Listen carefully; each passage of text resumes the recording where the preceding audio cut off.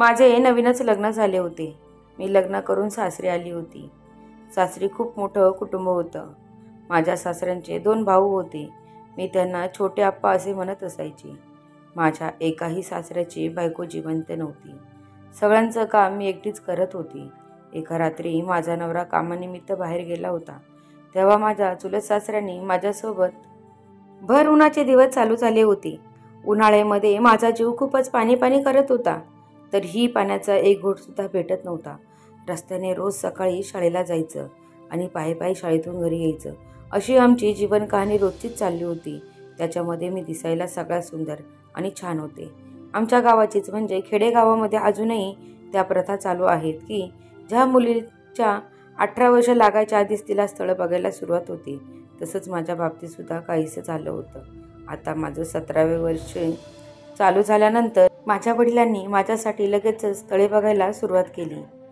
मुलगी मोठी झाली आहे, मुलगी मोठी झाली आहे हे त्यांच्या तोंडी मी नेहमी ऐकत असायची. पण मला आता त्यांचं हे ऐकणं आता मनावरती मी घेत नव्हती. माझं फक्त शाळेमध्येच लक्ष होतं. मला शिकून काहीतरी मोठं बनायचं होतं. एवढंच मी डोक्यामध्ये ठेवलं होतं. त्यामुळे मी अभ्यास करत होते. अभ्यासात मी कधीच पाठी नव्हते. सगळ्यात हुशार आणि पहिला नंबर माझा शाळेत येत असायचा. आता आमच्या जास्त करून मुलींच्यासुद्धा गप्पा चालू असायच्या. तुला किती स्थळं बघायला आली आहेत आणि तुला जो मुलगा बघायला आला होता तो कसा होता, तो काय करतो, तो कुठे राहतो. सगळ्याजणी एकमेकींचं आता बोलू लागल्या होत्या. कोणी लाजत असायचं तर कोणी बिनधास्तमध्ये बोलायचं. आता तेच आमचं लाजणं मुरडणं सगळं काही चालू होतं. पण मला असं वाटलंच नव्हतं की माझ्यासोबत असं काही विचित्र घडू शकतं. मी माझ्या मैत्रिणींना सांगू लागले होते, मला जे स्थळ बघायला आलं आहे ते खूप श्रीमंत आणि त्यांचा मुलगा एकुलता एकच आहे. त्यांना 3 काका ना एकही मुलगा नाही आणि घरामध्ये एक महिलासुद्धा नाही. त्याच्यामुळे मला त्रास द्यायलासुद्धा कोणीच नाही असं मी त्यांना सांगितलं होतं. पण बोलणं सोपं असतं. जेव्हा करायची वेळ येते तेव्हा खूपच अवघड होऊन बसतं. हे जेव्हा मी लग्न झाल्यानंतर मला कळलं. त्याच्या आधी खरंच मी खूप खुश होते.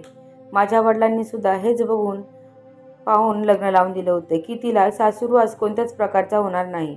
सासू घरात असल्यानंतर मुलींना त्रास होतो, नणंद असल्यानंतरसुद्धा त्रास होतो, पण सासरा असल्यानंतर घरामध्ये कोणत्याच प्रकारचा मुलींना त्रास होत नाही असंही सगळ्यांचंच मत होतं. हे बघूनच माझ्या वडिलांनी हे स्थळ जाऊ द्यायचं नाही म्हणून त्यांनी हे स्थळ लावून धरलं होतं. मुलगा चांगला शिकलेला होता म्हणून माझ्या वडिलांची धडपड चालू होती. हे स्थळ हातचं जाऊ द्यायचं नाही. वाटेल तो खर्च करायचा, पण हे स्थळाबरोबरच लग्न ठरवून घ्यायचं अशा माझ्या वडिलांचा विचार होता. सगळे काही जमवाजमव झाली होती. लग्नाची तयारी झाली होती.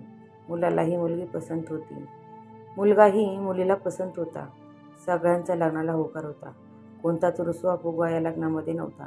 कारण माझ्या वडिलांच्या घरामध्ये माझं हे सगळ्यात शेवटचं लग्न होतं. मी सगळ्यात लहान मुलगी होती म्हणून माझ्या वडिलांनी खूप माझं धुमधामीमध्ये आणि आनंदामध्ये लग्न करायचं ठरवलं होतं. कोणालाच नाराज करायचं नाही. माझ्या आत्यांना, माझ्या मामा मावशांना सगळ्यांना कपडं सोनं देऊन सगळ्यांना आनंदी केलं होतं. माझ्या सासऱ्यांनासुद्धा सगळ्यांना पाहिजे तसं त्यांनी सेवा केली होती. मला 2 चुलत सासरे होते. माझे 3रे सासरे. मला 3 सासरे होते. सगळ्या घरामध्ये मी एकटीच होती. लग्न करून गेले. पहिला दिवस मला त्या घरामध्ये काहीच करायला कळत नव्हतं. सगळीकडे पसारा होता. पण माझ्या एका सासऱ्याचा रूम एकदम स्वच्छ आणि टापटिपीत होता. माहिती नाही का, पण तिथे खूप छान आणि सुंदर वाटत होतं. ते माझ्या सासऱ्यांचं स्वतःचा रूम होता आणि माझे सगळ्यात मोठे सासरे त्यांचा रूम खूप स्वच्छ आणि छान होता. माझ्या नवऱ्याचा रूमसुद्धा खूप कचऱ्याने भरलेला होता. आता मी माझ्यासोबत आलेल्या कोलोऱ्यांबरोबर घेऊन सगळं घर साफ करणार होते. कारण पुन्हा मला 8 दिवसांनी माहेरी घ्यायला माझे वडील येणार होते. त्याआधी मला ही पूर्ण साफसफाई करून घ्यायची होती. माझा नवरा आणि माझे सासरे मला म्हणू लागले होते, तू नवी नवरी आहेस, थांब, काम करू नको. पण बाई माणूस म्हणून तिथे काम करायला कोणीच नव्हतं. आता मी जर काम केलं नाही तर ते बाकीचं काम कोण करणार. माझा नवरा हॉटेलमधून ऑर्डर देऊन जेवण मागवत होता. तिथे एक कामवाली सुद्धा येत होती, पण ती काही काम स्वच्छ करतच नव्हती. आता मला असं वाटू लागलं होतं मी स्वतःच काम केलं तर बरं होईल, कारण माझ्या सासऱ्यांना बहीणही नव्हती आणि बायकोही नव्हती, तर तिथे येऊन कधी काम करेल. साडीचा पदर खोचला, हातात झाडू घेतला. वाटलंच नव्हतं की मी नवी नवरी एवढं काम करेल. सगळं घर बघून माझं घर खूपच मोठं होतं. माझा तर धाबा दणनला होता. घराला 5 खोल्या होत्या. भल्या मोठा हॉल होता. एक किचन होता. एक रूम एक दिवशी आवरायचं असं मी ठरवलं होतं. आता माझ्या ज्या कलवऱ्या नेल्या होत्या त्यांना मी माझ्या हाताखाली कामाला ठेवलं होतं. माझ्या हाताखाली हे द्या ते द्या. आणि माझी मोठी बहीण होती. तिने आणि मी सगळं घर साफ करून ठेवलं होतं. 2-3 दिवस लागले, पण सगळं घर चकाचक झालं होतं. सगळं काही राजमहालासारखं दिसत होतं. माझे सासरे आणि माझा नवरा आमच्या दोघींचं कौतुक करू लागले होते. ह्या दोघी आल्या आणि घराची कायापलटच झाली. यांना बोलतात लक्ष्मीच्या पावलाने सुनबाई घरात आली. माझं खूपच कौतुक करू लागले होते. मलाही आनंद वाटत होता, कारण माझं भरभरून त्यांच्या तोंडून कौतुक ऐकल्यानंतर मलाही आनंद वाटत होता. आता 8 दिवसांनी माझे वडील आले. त्यांच्यासमोर सुद्धा माझे सासरे काही थकलेच नाही. सारखेच माझे गुण गात होते. एवढ्या पाहुण्यांचं आल्यानंतर केलं. पुन्हा घराची साफसफाईसुद्धा दोघींनी मिळून केली. माझ्या वडिलांनाही खूप आनंद झाला. माझी मुलगी या घरामध्ये योग्य सांभाळ करेल असं वाटत होतं. माझे वडील मला पहिल्या मुलाला घेऊन गेले. माझी बहीण आणि मी खूप थकले होते. त्याच्यात आम्ही पहिल्या गाडीनेच गावी गेलो होतो. जेवायची सुद्धा इच्छा राहिली नव्हती. गेल्यानंतर मी झोपून घेतलं. पुन्हा 5 वाजेपर्यंत मी उठलीच नाही. असं वाटत होतं. माझी आई मला हसू लागली होती. 8 दिवसातच एवढी थकून गेली आहे. तुला तिथे आयुष्य काढायचं आहे. कसं काय पोरीचं होणार माहीत नाही. मी तिला म्हणाले, आई शांत हो गं. माझ्या आजीचा माझ्यावरती खूप जीव होता. माझ्या आईला माझी आजी ओरडू लागली होती. पोरी एवढ्या दिवसांनी घरी आल्या, त्या थकल्या तरी हिला समजत नाही. अशी कसली बाई हाय काय माहीत नाही. थोडा तरी विचार करत जा. झोपून दे ना त्या दोघींना. आम्ही दोघी बहिणी मस्त झोपून घेतलं होतं. आता पुन्हा मला 5-6 दिवसांनी माझ्या घरी जायचं होतं. त्यावेळेला माझी बहीण काही माझ्यासोबत येणार नव्हती. मला एकटीलाच माझ्या घरी जायचं होतं. आता माझी पुन्हा घरी जायची तयारी झाली होती. 5-6 दिवस कुठे निघून गेले ते मला कळाले सुद्धा नाही, कारण काका काकूच्या घरी मैत्रिणींच्या घरी जाता जाता माझे 5 ते 6 दिवस निघून गेले. खूप आनंदाचे 5-6 दिवस वाटले होते. सगळ्यांचा निरोप मी 5व्या-6व्या दिवशी संध्याकाळी घेतला. सगळ्यांना टाटा बाय बाय केला आणि पुन्हा माझ्या सासऱ्यांबरोबर मी माझ्या सासरी निघाले. माझी आई खूप रडू लागली होती. माझी बहीणही रडत होती. माझ्या आजीला तर रडू अनावर होईना. वडिलांचा चेहरा सुकला होता, कारण सगळ्यात हुशार आणि लाडाची मीच होते. माझी बहिणीचे लग्न झाल्यानंतर मी सगळ्या घराची जबाबदारी घेतली होती. माझे आई वडील शेतात गेल्यानंतर मी सगळं घर सांभाळत असायची. त्याच्यामुळे माझ्या आईचा मी मोठा आधार होते. माझ्या वडिलांना सुद्धा सगळ्या कामांमध्ये मी मदत करत असायची. त्याच्यामुळे कुठेतरी त्यांनासुद्धा माझी मदत व्हायची. माझ्या आजीचं विचारायचंच नाही. माझ्या आजीला तर प्रत्येक कामासाठी माझीच गरज लागायची. तर माझी आजी आणि मीच घरामध्ये असायची. आपली खरी मैत्रीण आजीच असते, ही एक गोष्ट खरी आहे. माझ्या आजीचं आणि माझं वेगळंच नातं होतं. ते आत्तापर्यंत माझं कोणासोबतच झाले नाही. अशी ती माझी आजी होती. तिला जेव्हा सोडत होते तेव्हा मला तिच्यापासून जावंसं वाटतच नव्हतं. पण आता माझं लग्न झालं होतं आणि मला सासरीसुद्धा जायचं होतं. मी सगळ्यांना रडून डोळे पुसत निरोप दिला आणि 5च्या गाडीने घरी जायला निघाले. गाडीत बसताना सुद्धा सगळेजण रडू लागले होते. माझ्या वडिलांना तर रडताना मी पहिल्यांदाच बघितलं. तरी पण ते काही रडू दाखवत नव्हते. ते दिसताना खूप कडक होते, पण त्यांचं मन एकदम हळवं आणि नाजूक होतं. हे जेव्हा माझं लग्न झालं तेव्हाच मला समजलं. नाहीतर माझ्या वडिलांचा स्वभाव कडक आहे आणि ते नेहमीच हिटलरसारखे वागत असतात. मला वाटायचं पण कुठेतरी त्यांच्यामध्ये नरम आणि हळवा माणूससुद्धा आहे, हे मला माझ्या लग्नानंतर समजलं. आत्ता सासरी गेल्यानंतर तिथेसुद्धा माझ्या नवऱ्याने एक कामवाली बाई ठेवली होती. तिला सांगितलं होतं सगळं काही जबाबदारी माझ्या बायकोवरती पडतील, म्हणून तिच्या हाताखाली पाहिजे ते तू करत जा. पहिल्या दिवशी मात्र याच्यात आता माझा पाऊल टाकलाच होता. त्या मोलकरीण बाईने आरतीचे ताट ओवाळले असता वाटत होतं कोणीतरी आपला आधार आहे, कारण एवढ्या माणसांमध्ये मी एकटीच मुलगी. आता त्या मावशींनी रात्रीचे जेवण सगळं काही बनवून ठेवलं होतं. छान स्वयंपाक बनवला होता. सगळ्यांनी गोडी गुलामाने आणि आनंदाने जेवण केलं. तो दिवस खूप आनंदाचा होता. मी तो आयुष्यात विसरणार नाही. दुसऱ्या दिवशी आता माझ्या नवीन आयुष्याला सुरुवात झाली होती. माझा नवरा माझ्यावरती प्रेमाचा वर्षाव करत होता. ते प्रेम मला हवंहवंसं वाटत होतं. काम करून झाल्यानंतर संध्याकाळी मी कधी झोपी जायची हे सुद्धा मला कळत नव्हतं, कारण मी एवढ्या कामाची सवय नव्हती.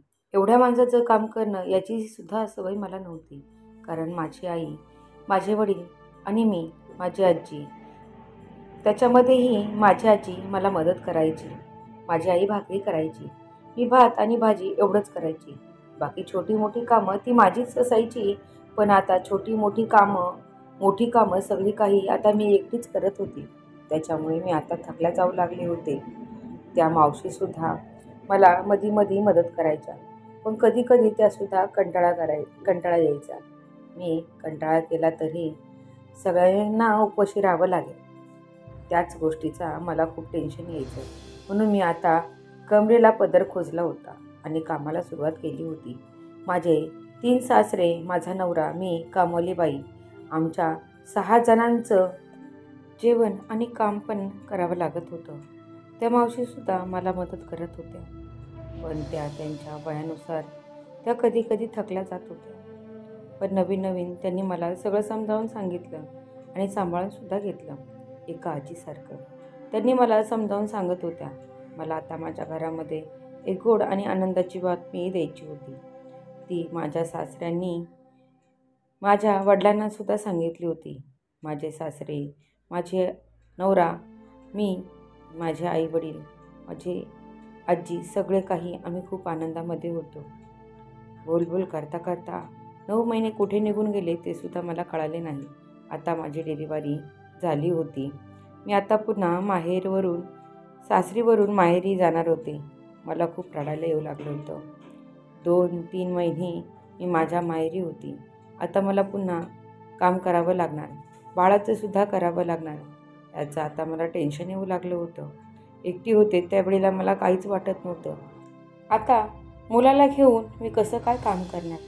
जाऊ दे, जसं होईल तसं करायचं, हाच मी मनामध्ये विचार केला होता.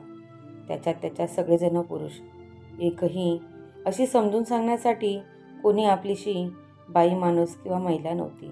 बाळाचे पोट का दुखते, बाळ का रडते, बाळाला काय खाऊ घालायचं, हे सगळं काही मला याच्यातलं काहीच माहिती नव्हतं. आता बाळ कधी रडायचं तर कधी खूप झोपायचं तर कधी खेळायचं. माझे दिवस कुठे निघून जायचा तो सुद्धा मला कळत नव्हतं. मी बाळाला दूध पिऊ घालायची तेव्हा माझा सगळ्यात लहान सासरा माझ्याकडे वेगळ्याच नजरेने बघत असायचा. मला समजतच नव्हतं तो असा माझ्याकडे का बघत असायचा, कारण बाळाला दिवसातून किती वेळा दूध पाजावं लागत होते हे सुद्धा माझ्या लक्षात राहत नसायचं. कधी कधी एखादं बटन उघडं राहिलं किंवा काम करताना निसटूनसुद्धा जात असायचं, कारण लावून बटन लूज होऊन जायचे. त्यामुळे त्या सासऱ्यांची नजर अशी वेगळी झाली होती की मला आता त्यांच्यासमोरसुद्धा जायला लाज वाटत होती आणि त्यांचेसुद्धा आता मी खूप रागराग करू लागली होती. त्या सासऱ्यांचे माझे कधीच व्यवस्थित कधी पटले नव्हते. सगळ्यात लहान सासरा असल्यामुळे आम्ही त्यांना नाना म्हणायचो. मी फोन केल्यानंतर सुद्धा त्या मला म्हणाल्या, आता काही पहिल्यासारखं मला कामही होत नाही, ताकदही राहिली नाही, त्याच्यामुळे मी येऊ शकत नाही.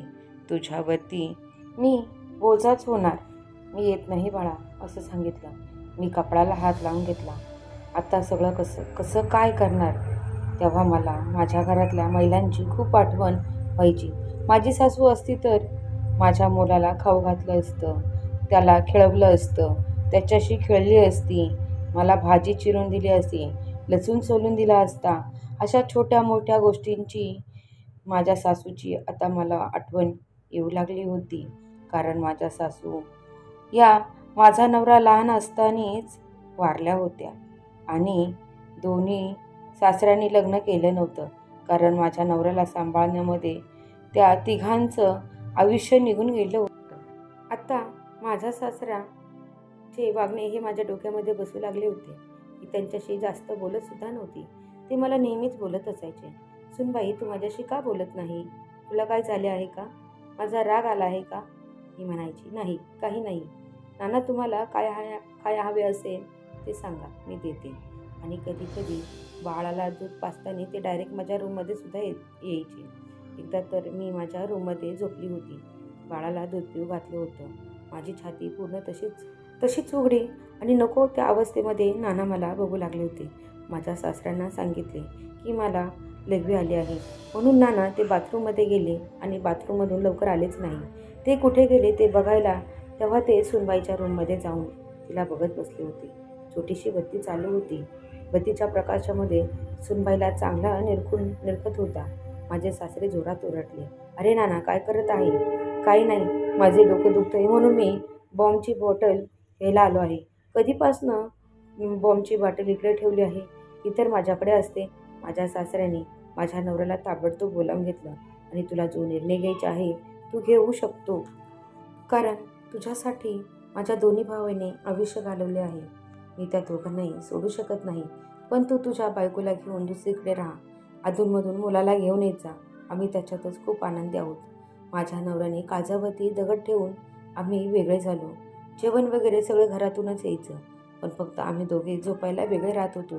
दिवसभर बाळाला मी सासऱ्यांकडे सोडत असायची. सगळं काम दोन्ही घरांचं मी एकटीच आवरत होती. पण आता माझ्या जीवाला थोडा आधार भेटला होता आणि पुन्हा सुखी संसाराला सुरुवात झाली होती. तर मित्रांनो, तुम्हाला ही छोटीशी गोष्ट आवडली असेल तर नक्की चॅनलला लाईक करा, शेअर करा आणि छान छान गोष्टी पाहण्यासाठी क्रियांश रिअल स्टोरी या चॅनलला सबस्क्राईब करा. मला जर वाटलं असतं तरी ही जबाबदारी मी डायरेक्ट झटकूनसुद्धा दिली असती आणि मी माझ्या संसारामध्ये मस्त आनंदात राहिले असते. पण माझ्या सासऱ्यांना आणि माझ्या चुलत सासऱ्यांची सुद्धा जबाबदारी मी स्वतःच ठेवली होती. तर म्हणून सर्वांनी एकत्र राहा, आनंदित राहा आणि सुखी संसार करा. भेटूया पुन्हा दुसऱ्या व्हिडिओमध्ये. Bye bye.